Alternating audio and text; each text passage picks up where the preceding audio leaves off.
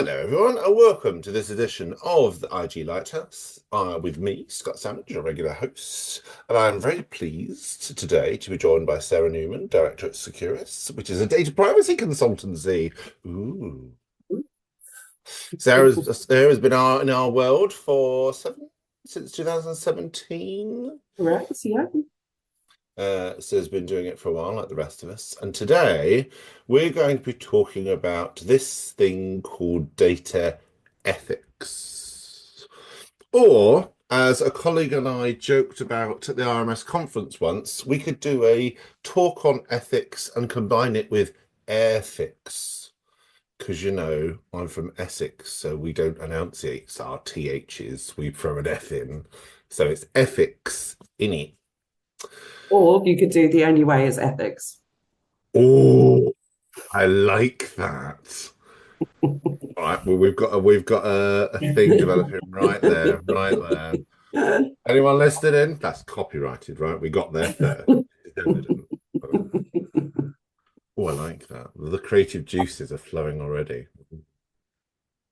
So, data ethics. Why should we bothered? Because it's a word that since GDPR came in has been bounced around a lot more. It did exist well before then and was talked about well before then, but didn't really have much clout or much teeth.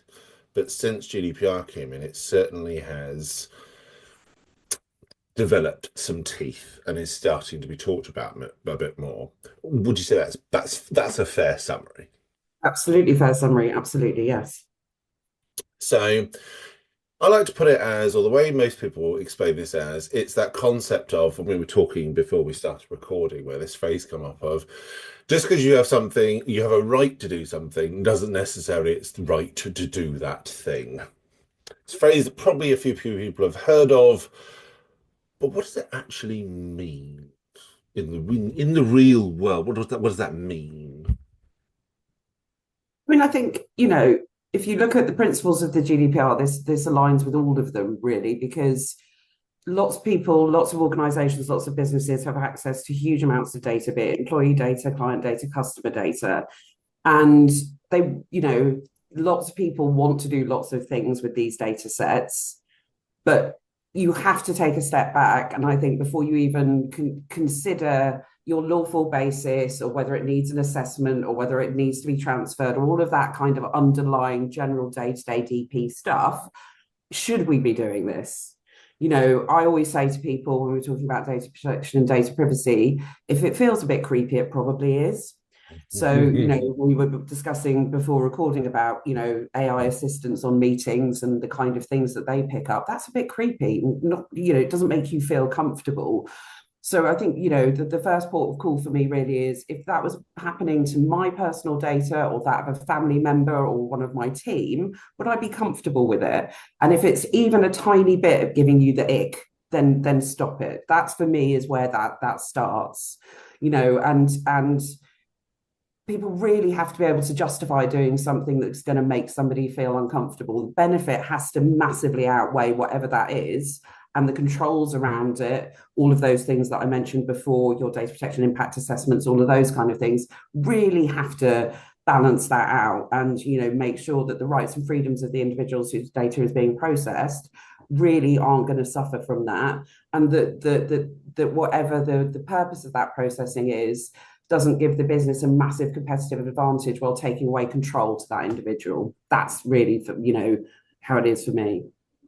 I like that. And for anyone that's ever heard me talk about this at all in any way, I always see principle three as the creepiness principle. It's that, when it all is, it's all the ick and the creepiness stuff, but especially principle three for me, it's that. Well, is it really appropriate? Like the AI tools we were talking about. Okay, I'm not don't necessarily have a problem with an AI taking some notes and doing some of the typing for me. That's useful. That's very productive. Lovely. But like the fact that the point that you raised, the fact that it's then also then analysing whether or not I'm paying attention as an attendee. Naff off. That's no, that's creepy. Yeah. And what else are you going to do with that information? You're going to take that, you're going to translate it into something else, you're going to feed it into some other part of AI or a learning machine and turn it into something that it's not. And somebody might just be having a bad day. Somebody might be more tired than they normally are. They might genuinely not want to be in the meeting. Turns out we all attend meetings that we could be doing better things with our time. But it's like, well, hang on, I originally turned up to this meeting to be a participant in it, but now the way I reacted to something is being taken off and it's gone somewhere else, and I have no control over that anymore.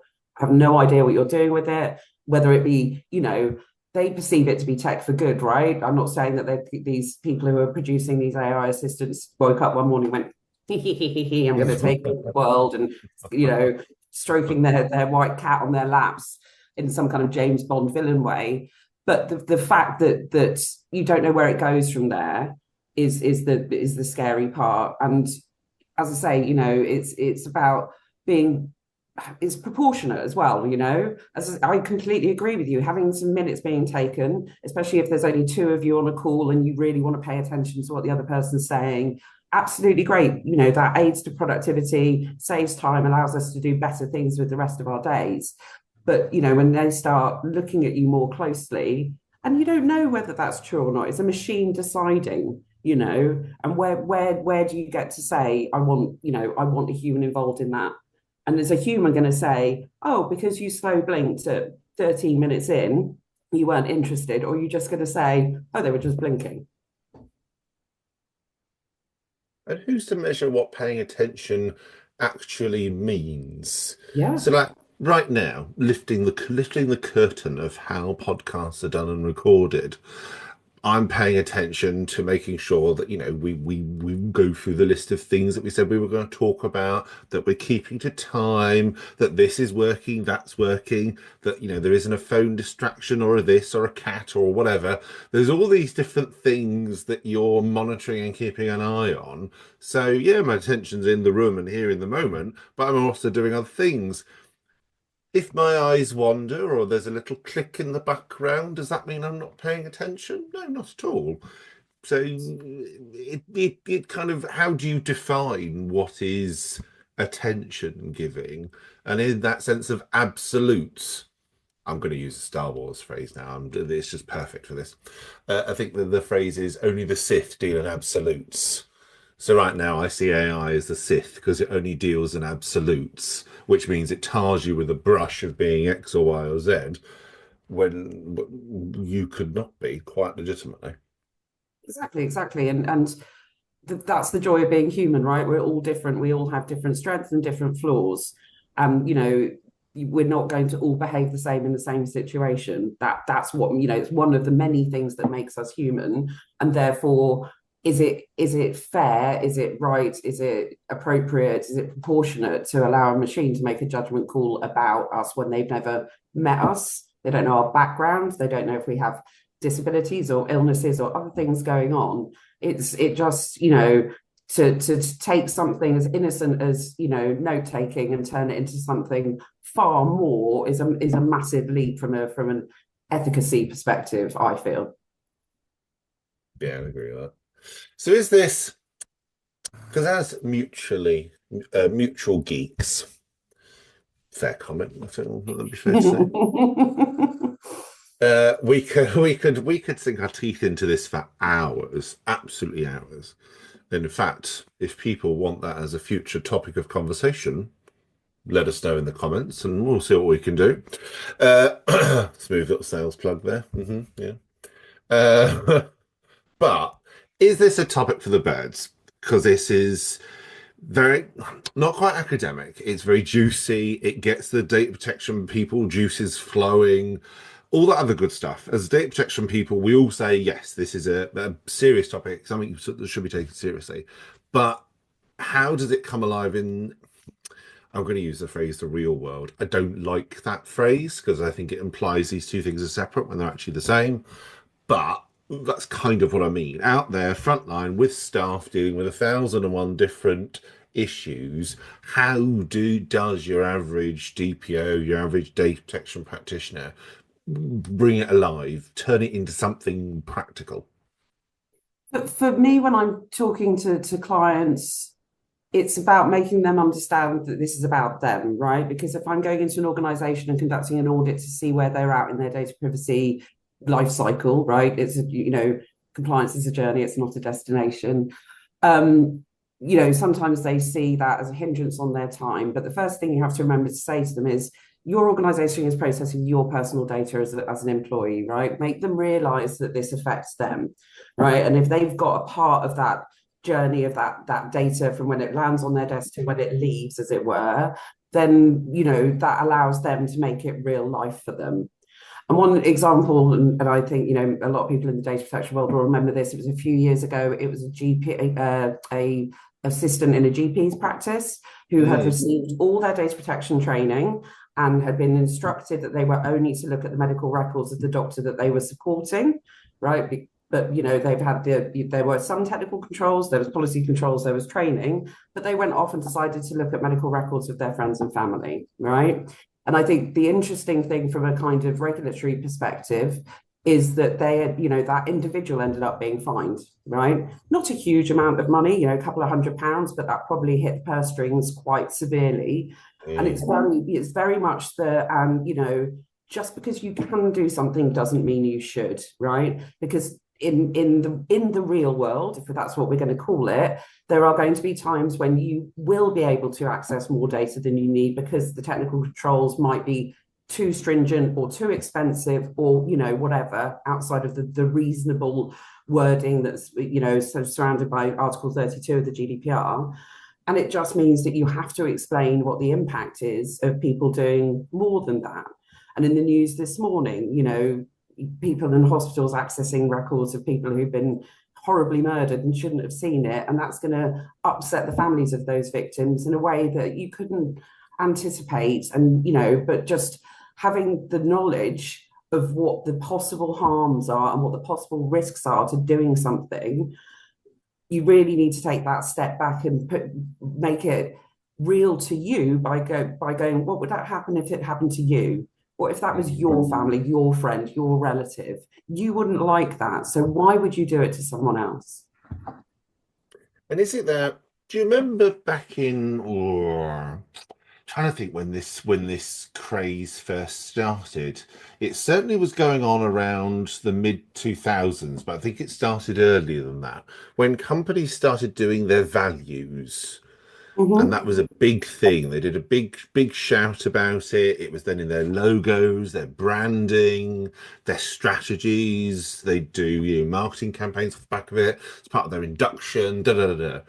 And then it kind of died off a little bit. It's still there, but it doesn't get shouted about as much. Do you think there's a link between organizations' values and this? Yes. Yes, absolutely. I think the word that comes to mind immediately for me is trust, right? Partly because at Securus we believe, privacy is a fundamental human right. It builds trust between your organization, its employees, its stakeholders, its clients, etc. Lots of people use trust as one of their brand values, right? We operate like a family and blah blah blah blah blah. If you say that you do, then that has to extend to how you handle personal data. It absolutely has to.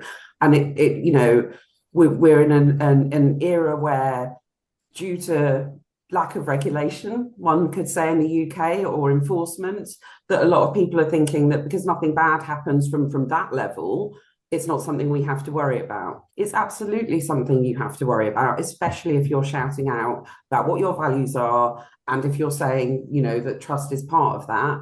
Because how am I supposed to trust you if I'm giving you information, proportionate amounts of information as an employee about, proof of right to work or medical notes or all of those things? I have to feel comfortable in order to do that, and therefore have that transparent open relationship with an employer that will hopefully foster a better working environment, better productivity, all of those things that go further down the line from that. But yes, it's, for me, they're inextricably linked.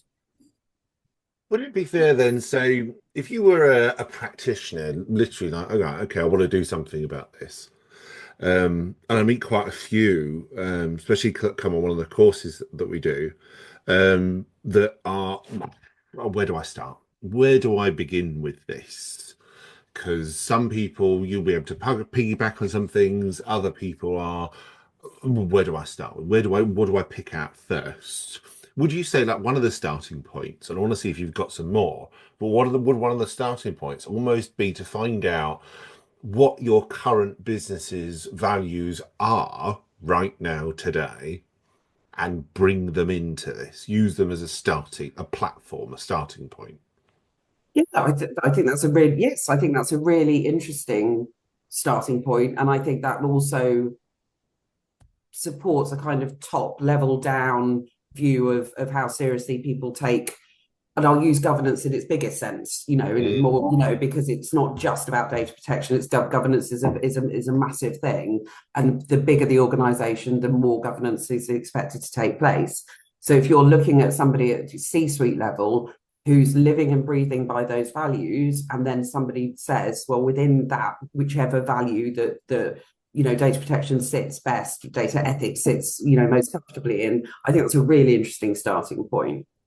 And for me, I've always wanted, to have, information security, cybersecurity, data protection inextricably linked, but not the same thing, obviously, although lots of people still think it is.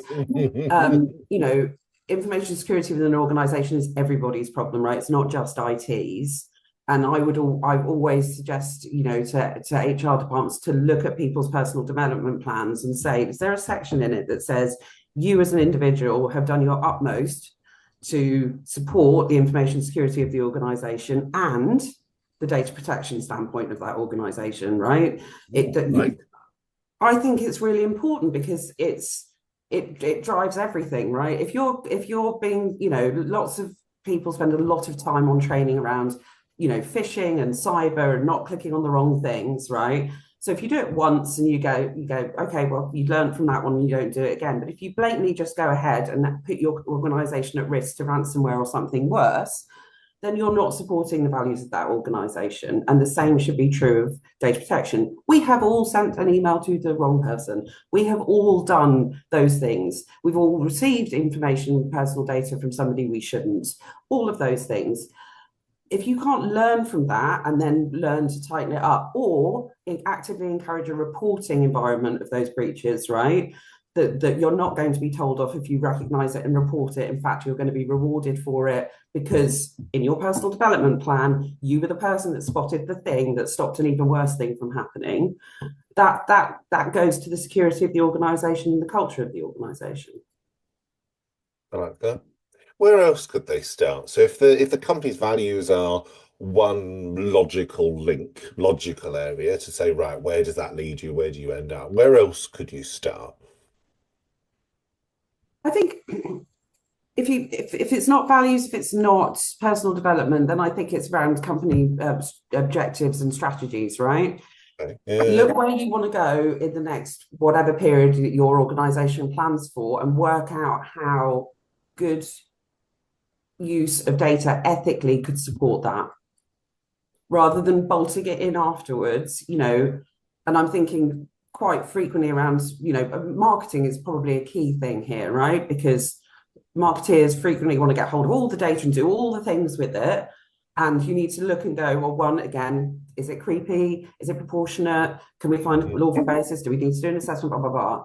But if you're looking further afield, 2, 3 years down the line, and in order to get there, we need this, you need to start thinking about how you're going to do that ethically now. You don't want to do that whole thing. I hate being, the data protection person that says no. I want to say yes, but that's very difficult to do if somebody comes to you on the day and says, we're going live with this tomorrow. And I go, you haven't thought about X, Y, and Z, have you? But if they go, in 3 years' time, we want to be doing this, can you hold our hand through that journey in a very kind of data protection by design default way, and building that in to support those company objectives and strategies, then I think that's another way to do it, that you then start having it in a much more rounded way. I like that. And do you know what? That makes me think of the enforcement notice from the ICO against the Met Police for the gangs matrix, Mm-hmm. because that was an example of yeah, we all agree that this is something that should happen. You either or the police have the powers to do it. It can be done. Gang-related crime is cross-borough. I mean, we've got problems with it here in Essex, crossing the borough of the line into London. So it is something where you have to work collaboratively. But just that whole enforcement notice just screamed of if they've just said, look, this is what we want to do, how are we going to go about doing it from a data perspective? That would have raised so many questions and so many logical thoughts and processes that a lot of these issues would have been either been resolved or it would have been a not that way, or even a not at all, to your point, far up front. Just Yep. by thinking ahead, as to your point, what do we actually want to do? Where are we going? What do we want to achieve? And then how do we get there? That raises all those questions that need resolving. Absolutely. I think consultation is not used enough in these situations. It's a question we ask ourselves when we're doing impact assessments, what were people consulted? Is that appropriate? But if you do consult people, and again, going back to this whole being human thing, what I might find acceptable might be different from somebody else because we come from different backgrounds, we have different experiences. You know, we will come from it, you and I, very much from a data protection perspective, but somebody else might go, well, that's just going to make my life easier and my borough safer. So I don't really care.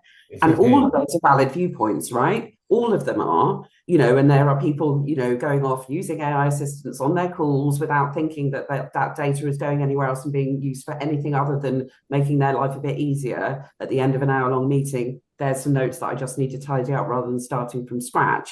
Everybody's opinion is valid and you have to find the right balance for it.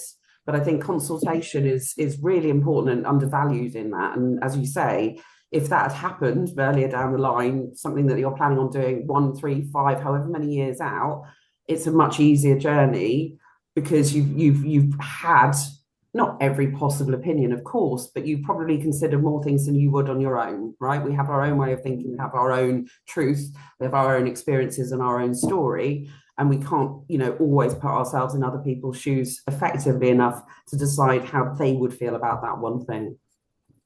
And that sort of, I want to see what you think of this as well, but based on the point just then, that also then screams a top tip to people when they're doing this. And this is something for data protection as well, that not all practitioners I think quite appreciate, is that with your data ethics stuff, it's never going to be perfect. You're never going to make a 100% ethical, squeaky clean, goody goody decision. It's never going to happen. You'll Yep. come close on occasion, but absolutely being among the gods, holier than thou, is not going to happen. And in anything, you can't please all the people all the time. All you can do is it's for the person that you haven't managed to please is evidence to them that you at least thought about it, right? Then you can have that conversation. And if it turns out that you got it more wrong than you thought, then hopefully you can change it, tweak it, or worst case scenario, stop it, right? But if you don't at least try to get to the point where you've done as much consideration as is affordable, proportionate, supportive of the process without taking away from all of your other, business objectives and not putting anybody else at risk, then, you can hand on heart, you can go to them cap in hand and say, we tried, rather than, well, we just wanted to do it and we did it anyway.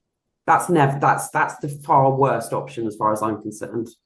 Yeah, I'd agree with that. I remember when GDPR was coming and working with schools, and obviously many of them use the SIMS.net Capita system.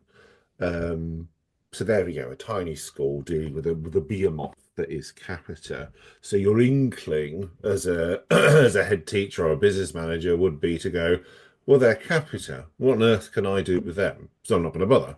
I'm going to go and deal with the things that I can control and I can do. Whereas actually, and I did agree with the commissioner on this, it should be no, you should still try something. You should contact them, ask them, chase them. Because if a lot of people do it, suddenly that makes a lot of change. So even that approach that we take in data protection when we think, oh, I can't do anything because, that's either not my remit or not my responsibility or the problem's too big. Actually, no, you could do something. Absolutely. I think, as data practitioners, we're not here to change the world by what we've said or what we've advised. We're turning the dial a little bit every time. And if you can get an organization to do one thing a little bit better than they did yesterday, and then a bit better again on something else, without it feeling like you're telling them to change who they are as an organization in its entirety, then we're making the world a slightly better place from a data protection perspective. I think to go in and think that you can make everything better all the time is unrealistic, and you're going to feel like a failure because it doesn't happen. But you're absolutely right. Even, smaller organizations competing with large processors, they processors have got legal obligations, and if it takes 20 people writing to them say, can you do this better, you've still got to try. You absolutely have to try. And that's Mm. a jumping point for then more serious implications potentially. But I don't think anybody should feel, small organizations shouldn't feel that they don't have a voice in that by any stretch of the imagination. And that's, one of the good things that the GDPR allows is for you to make them have to fulfill those rights and obligations. And to bring it back to, because I appreciate we're running to time, so to bring it back to the point we started with around AI and the fun that it is. And for those that listen regularly will know my views on AI and AI governance. But is this because data ethics is more than just data protection? It's all uses of data, and sometimes you can have some big problems, big ethical dilemmas that go nowhere near personal data at all in any way. Same thing with AI. You'll get lots of uses of it and developments of it and applications of it that go nowhere near people or personal data, but still affect what you do in society or what you do for your customers, whatever. So do we think that, or do you think that perhaps this is with the rise of AI and these sorts of technologies, actually fielding that discussion around what the organization's red lines are is a good opportunity to start slipping in that conversation around, well, red lines is basically the basic bare bones of an ethical framework. Is this our opportunity to start actually putting this into something like a framework, a policy, procedure, whatever? Yeah, absolutely. I think it's important to decide what's in as and what's out, right? And if your moral compass on that as an organization is okay, well, we're happy for AI to write our marketing copy because it doesn't involve any personal data, but we're not going to use an AI assistant as part of our HR platform. You've at least started that conversation, and you can sort of see what's in and what's out, because blanket banning AI is very tricky. It's built into so many things, and even just Googling, I Googled, how many grams is a cup of rice the other day, and the answer I got from the Google AI system was actually wrong, right? But that's because my gut instinct knew that. It's just built in. You cannot avoid it. So you Hmm. have to, there's that right measure again between technical controls, policy controls, training, awareness, and having a place where people can go and ask those questions where they're not going to be shut down or told off, right? It's better to have that open forum to go, is it okay if I do this? Or is there an alternative? Because if you lock everything down too much, people with everything to do with tech and IT, they'll go off and find their own solution. And that's when you struggle with shadow IT and not knowing where things are, and then becomes very complex, especially from a data subject rights perspective, if nothing else. But you've got to foster an environment where people need to be encouraged to be creative, but not in a way that again crosses that moral boundary or those red lines that you've set as an organization. And I think the key thing with AI, it's so fast moving that yeah, put policy in place, but know that you're going to have to review that probably more regularly right now than any of your other policy sets, because it's just so fast moving. And you can say, oh well, in 2025 we said we're definitely not going to put any of our staff data anywhere near AI. That by 2026 could be very different depending Mm. on the platform that you use, demonstrating that they are using your personal data ethically, right? And demonstrating that to you, but in their privacy notice, in their technical controls, however way they want to do it, and proving that it remains in your tenancy or whatever, in the same way that Copilot, whichever thing you think, if you can demonstrate that it stays within your own patch, you're probably going to be more comfortable with it than it going off into ether and delivering, potential benefits and or harms to multiple other organizations. Yeah, I'd agree with that. Okay, so we've got some good starting points to start the discussion, even perhaps even sneakily start getting it in and getting people looking at it and talking about it without them even not even realizing that's Yeah, what they're doing. indeed, indeed. I like that. I like that. It And I works. think, we've had, lots of organizations have had, data protection champions for a while. Mm, Have AI champions if you want, but let them know that it can be championing the good, but also explaining to people who just, go, brilliant, I'll use ChatGPT for everything. Okay, but then just think about that next step. And by putting in that information, what could possibly happen, and being cautious about it, but in a supportive way, because this is about innovation, right? And not mm. hindering progress and hindering, again, going back to business objectives and strategy. But you just, it's about fostering a safe space to have those conversations and being prepared to say yes and rather than no. I like that. I like that. Not about being goody goody. It's about balance. Oh, going Yeah, into it with your eyes open rather than eyes shut. Oh, I like that. indeed. Oh, I like that. Eyes open rather than eyes shut. That's a nice little sound bite to finish on. Well, thank you very much, Sarah, for your time. Greatly Pleasure. appreciated. Always good to talk to you. Thank you, For those Phil. of you that are interested in learning more, do get in touch, give us a like, put a comment on whatever platform you're listening to, whether it's YouTube or your podcast platform. Either way, let us know. And if there are additional topics or anything we've covered off today that you want to hear more of, again, do get in touch. Thank you, Sarah. Thank you again. Hopefully see you again soon. And thank you all. I'll see you all next time. Stop.